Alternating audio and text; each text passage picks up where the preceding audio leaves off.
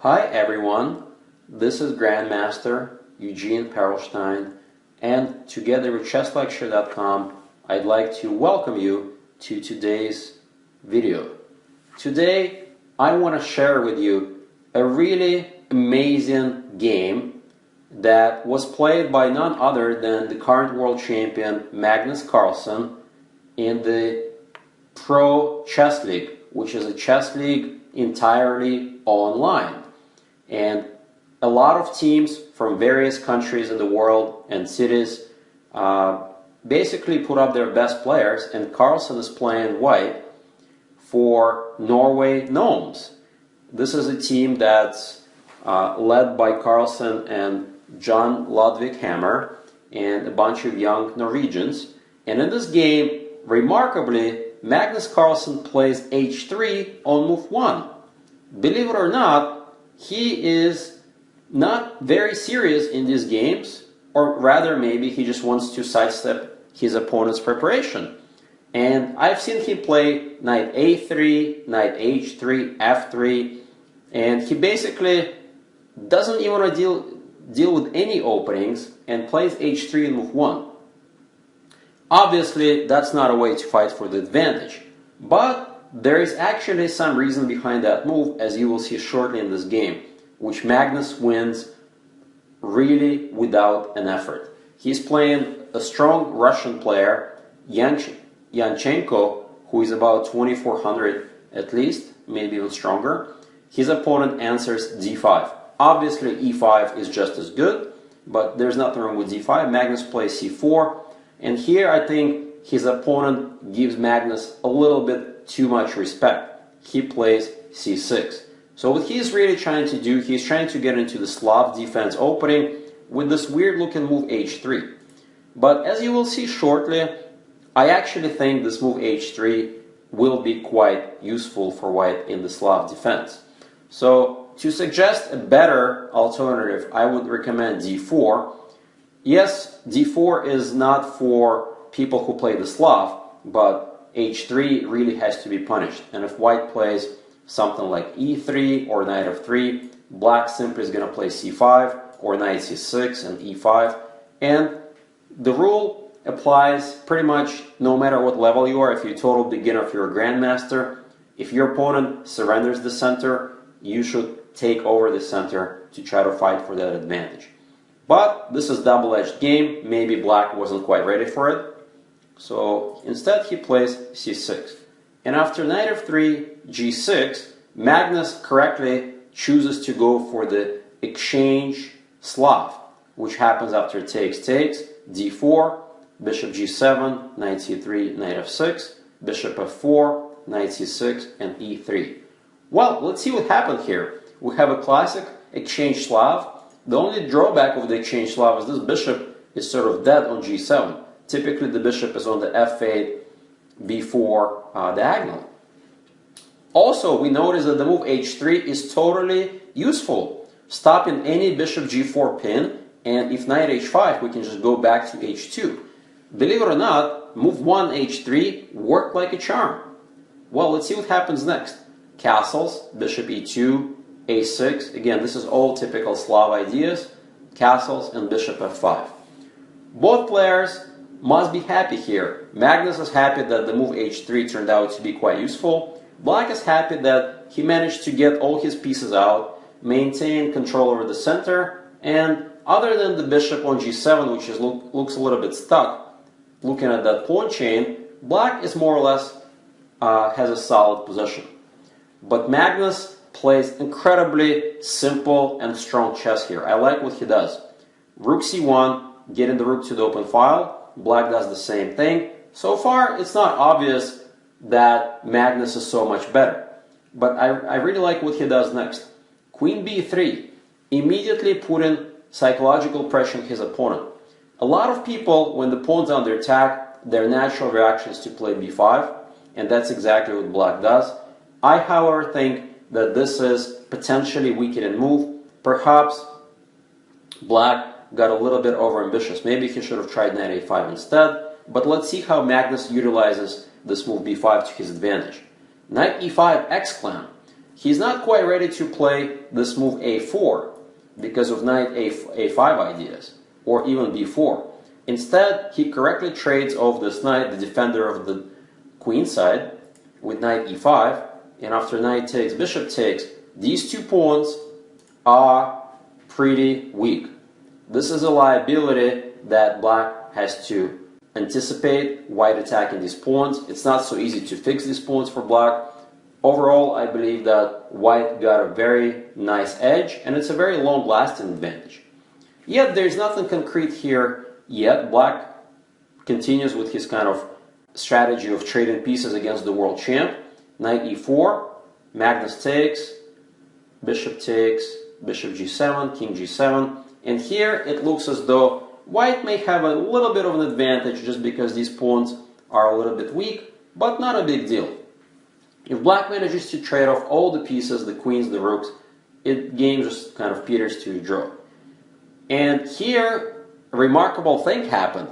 Magnus, by the way, who is streaming this game, he rarely streams, I think this is his first stream online, plays so easily into this big advantage that he develops natural moves that I think it's very important and instructive to point that out. Once the pawn is on b5 and this pawn is on d5, c5 outpost becomes really critical in this game.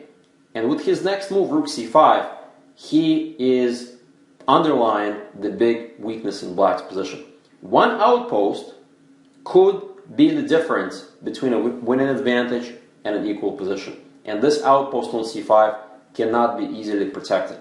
If it's white's turn, I'm going to double up, triple up, or even set up the Philidor ring with the pawns protecting the rooks. Basically, I'm going to win the open file. If you win the open file, guess what? You have the advantage. So black doesn't want to deal with this. He plays e5. Logical way to get some counterplay going.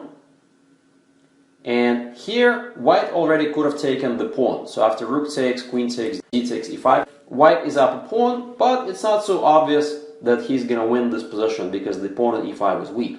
Magnus continues following the same strategy. Rook f to c1.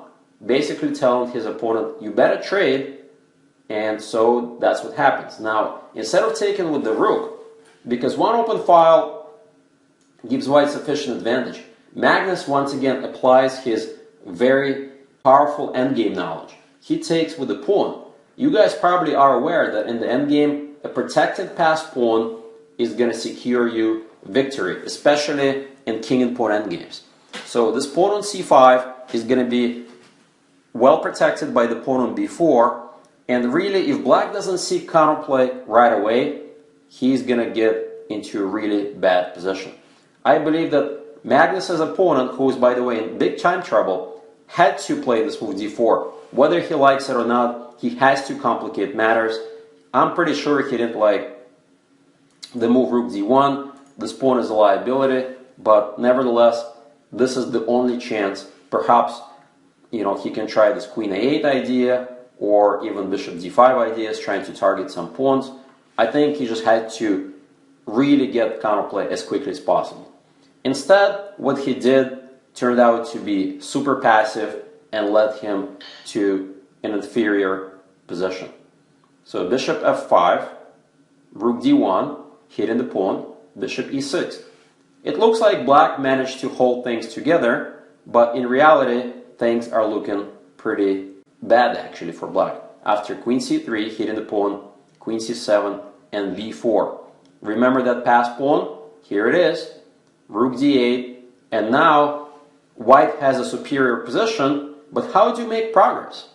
This is another moment where Magnus played his next move almost instantly without much thought. It's such a deep strategic idea that I just have to take my hat off to Magnus for showing us how good he really is.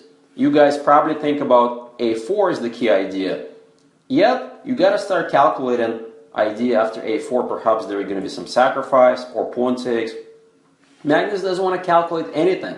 He actually used his expression, I don't want to rock the boat. Basically, he means I don't want to enter any complications. And I like his next move a lot. Queen A1 exclam. Guess what? Getting out of any D4 tempo, protecting the A pawn in case he wants to play A4. And where's black's counterplay? Non-existent. This is a very difficult position already. So his opponent plays D4 in huge time trouble. He just didn't know what else to do, trying to at least get to the A2 pawn. But with this simplification, Queen E5 and now simple move Rook D1, Magnus calculates that any endgame is in his favor. If the rooks come over the board, he's going to take with the queen and put his money on the C pawn. And if queen takes A1, takes and Rook D2, then again Bishop F3, and he's going to put his money on the C pawn. And Bishop B7, by the way, is another big threat. The active Rook on D2 is irrelevant because the queen side pawns is really what matters here. So let's get to the game. Keep in mind, by the way, guys, this is a rapid game. So black, was under a lot of pressure, whereas Magnus plays his moves almost instantly here, while telling us what he thinks about the game through streaming. Bishop takes A2, and even though we have equal amount of material, centralized queen, black is completely busted. Again, this pawn is way too strong, and Magnus basically shows the right way. Bishop F3, Queen C3, C6. Notice that there's a little tactic. Queen takes B4. Can you quickly find why black loses after Queen takes B4? I'll give you a little bit of a hint. The king and the bishop on A2 awkwardly placed. Yeah, that's right. Queen A1 check. If you guys saw that, good job. This picks up a free bishop. So anyways, bishop has to go back. And now, once again, Magnus plays a move with his hand without much thinking. Queen D6, multi-purpose move. Protecting the pass pawn in case it goes to C7. The B pawn is still under control. Taking over this diagonal. And really potentially preparing Queen C5 idea to trade queens. White has a huge advantage. H5, not sure what black had in mind. Maybe bishop takes H3 he could have tried. But even there, the C pawn is way too strong. I don't think that would have worked. So Magnus plays C7, King H7, and the question is, how do we escort that pawn to C8? A lot of you probably start thinking, for 5, 10, 15 minutes here, guess what? Magnus plays his next move instantly. Pure intuitive move. Black has no threats except potentially bishop takes H3 or this check at some moment, right? Guess what? With one move, we stop all these threats. King H2. White has all the time in the world to regroup, and black played Queen C1, again trying to just keep an eye on the pawn. Bishop B7, logical move. We don't even have to escort the pawn. If we can win another freebie, that's another pawn to go. H4, and now simply taking the pawn. There's no need to calculate anything here. I really like what Magnus is doing. And after Queen C2, Magnus at first was thinking of other moves, but here White has one move that finishes the game right away. Eventually Magnus found this move and won easily. Why don't you guys try to figure it out? And if you need more time, please go ahead and pause the video. Once again, White to play and win. It's a forcing move, meaning that after that move, black is busted.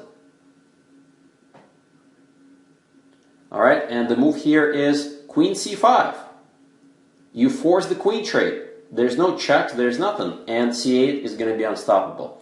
I would have probably already resigned here if I were black, but since black is a huge time pressure, this is a rapid game which is now entering blitz territory, he decided to play on.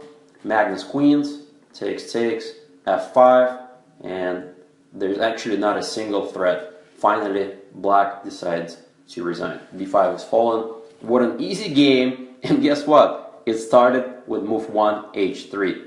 Really funny way to start the game. Very effective way as it proved out. Magnus won the game with zero effort, and I hope you guys learned a lot of simple and effective positional strategies. My favorite one is the protected pass pawn. No matter which endgame, black was busted to begin with. Thank you very much. This is Grandmaster Eugene Perelshteyn for chesslecture.com. Goodbye.